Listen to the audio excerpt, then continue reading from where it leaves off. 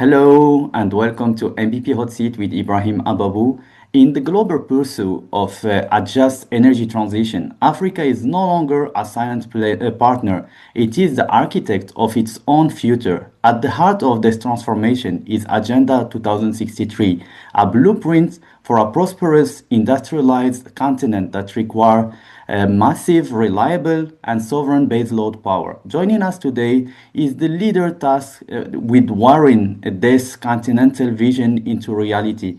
Her Excellency Ms. Lerato Mataboge, the African Union Commissioner for Infrastructure and Energy. From overseeing the African electricity market to harmonizing cross-border infrastructure, Commissioner Mataboge is at the helm of Africa's most ambitious energy decade yet. Commissioner, this hot seat is where we bridge the gap between policy and power, with nuclear energy now emerging as a cornerstone of the continental energy mix. Nuclear energy, once considered a distant frontier for the continent, is now firmly on the table. From South Africa's Coburg MPP, passing by Egypt's Al Dab'a plant under construction, to Kenya, Ghana, Nigeria, and many other countries advancing feasibility studies, African nations are signaling a bold shift in ambitions. Therefore, we are honored to have you here to discuss how the African Union is guiding its member states toward a unified, nuclear secure future. Once again, welcome, Commissioner. Thanks for joining us today. Thank you very much. Thank you for having the African Union on your platform. It's our pleasure. My first question, the African Union has emphasized energy security and industrialization under Agenda 2063. Where does nuclear energy fit within Africa's long-term continental energy vision? Very important question. The continent cannot achieve its aspirations for prosperity or even aspirations for industrialization without energy. We need energy to power the dreams of African citizens. We need energy to power the industries of the continent, so that our enterprising citizens can reap the benefits of this wonderful continent of ours. So we have an urgent need to make sure that energy delivery is realized as quickly as possible. The number has been said on a number of platforms around the 600 million Africans that do not have access to electricity at all. That represents almost half of the population of the entire continent that doesn't have access to electricity. And that's speaking at the level of households. That's a big gap that we need to fill. Over and above that, it's about the energy provision to power African industries. There is also an urgent need. If we're going to industrialize, we will have to be able to provide stable, reliable, affordable energy to industry for us to achieve our aspirations. So the need for baseload on this continent cannot be overemphasized, and the need for us as a continent to consider options available to us, inclusive of energy, nuclear for energy purposes, is quite critical. And we do consider the possibility of nuclear as well for energy as one of the clean energy options, because we are mindful of our commitments for climate change and renewable energy commitments. So it does form part of our arsenal, as it were, for consideration by our member states to consider nuclear, just as we consider hydro, we consider solar, we consider wind. It's part of our renewable energy agenda and arsenal. Indeed, and it's fantastic to hear that nuclear energy is being considered as one of the options in addition to renewables, because a lot of people oppose both nuclear and renewables, but they are complementary, so they can go hand in hand in the energy mix of many countries. My second question is still on the same subject. So many African countries are exploring nuclear power for the first time. How is the AU helping to align national ambitions with a coherent continental strategy? That's a very important area of work that we are busy with at the moment, in collaboration, of course, with AFCON, We've just also brokered through AFCON a partnership with some OECD member states that are in the space.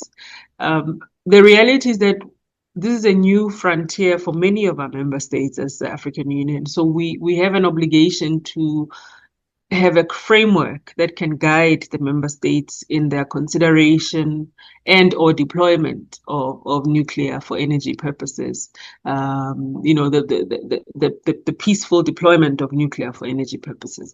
So what we are now seized with is working together with our member states and strategic partners, inclusive of AFCON as our African Agency for Nuclear, to establish the framework that our member states can have as a reference point in the deployment of nuclear. And also the piece of work that is in this area has been done by our renewable energy agency based in Algeria, AFREC.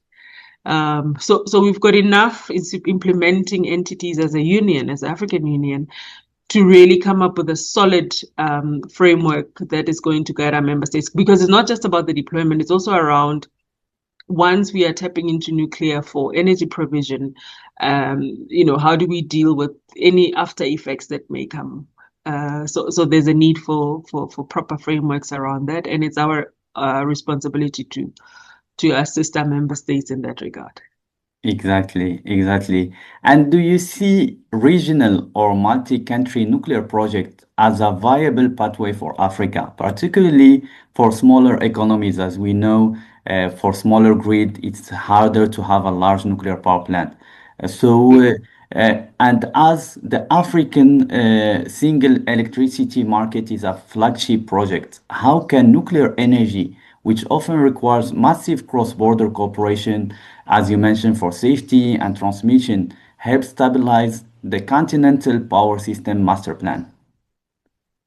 So we are taking a multi-pronged approach. We are mindful of large-scale nuclear plants for energy that may be required for generation, but we are also mindful of the option of smaller modular nuclear for energy reactors that become also part of the consideration for possible main grid or off-grid solutioning. And the link to the overarching AFSEM, African Single Electricity Market, is really around strengthening also our power pools and strengthening the transmission lines. There's a need for us to strengthen the transmission lines between the different regions on the continent, so that we can give real meaning to the generation that we are pursuing under nuclear. Our transmission lines have to be upgraded, have to be strengthened. New ones need to also be deployed, interconnectors that are required. So that work is already happening irrespective of the mode of power generation. We are mindful of the need to evacuate the power and share it across the regions, etc. So regional power supply remains a priority. So as we move towards countries considering that the utilization and deployment of nuclear, that also makes it even more urgent to strengthen our main grids and to consider what the off-grid solutions would look like.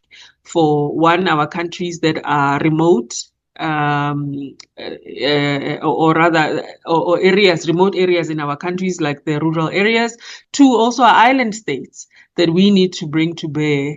And we don't forget about our island states and also the energy provision in those island states that may not necessarily be connected directly by land to the rest of the continental geography. Totally agree. Thank you very much. And my final question is on another very, very important point, is how can the EU help prevent talent drain while empowering young African professionals to lead nuclear programs at home? As we know, it's a very big issue, not just in the nuclear sector, but in all sectors in Africa. And what solution or what tools can we use to mitigate such phenomenon? So we're going to have strategic training programs and support institutions of higher learning that are actually producing the necessary engineers, scientists, as it were, in the nuclear space. So that's a big priority. So part of the partnerships and the work that has been happening with AFCON, for example, is really around that as well. How do we build capacity on the continent, and with the opportunity that this option opens up, we're quite optimistic that that's going to also generate new opportunities for African scientists in the space. Over and above that is also about attracting international skills and know-how to the continent. In as much as we've exported a lot of African skills over the years, over the decades, to the rest of the regions to help the development in those regions, we're also saying, let the world also come and bring those skills here to the African continent for our own growth and to strengthen African capabilities and capacity of our own homegrown scientists and professionals. Thank you very much. Commissioner, what emerged clearly from this conversation is that African nuclear ambition are not a distant aspiration anymore. They are an active, structured pursuit, whether through national programs taking their first steps or the compelling logic of regional cooperation for smaller economies and islands. The continent is asking serious questions and building serious frameworks to answer them. The African Union role in this journey is pivotal as an architect of coherence, ensuring that the diversity of national ambitions ultimately adds up to a continental strength. Agenda 2063 set out a vision of an Africa that's industrialized on its own terms, and energy sovereignty sits at the heart of that promise. As we conclude, it's evident that under your leadership, the African Union is not just planning for a nuclear future, it's preparing the next generation to lead it. Thank you very much, Commissioner, for your time and for your unwavering commitment to powering Africa's industrial rise. We look forward to watching this chapter of Africa's energy story unfold. And for our audience, stay tuned for the next episode of MVP Hot Seat. Thank you very much, Commissioner. Thank you very much for having us. Thank you.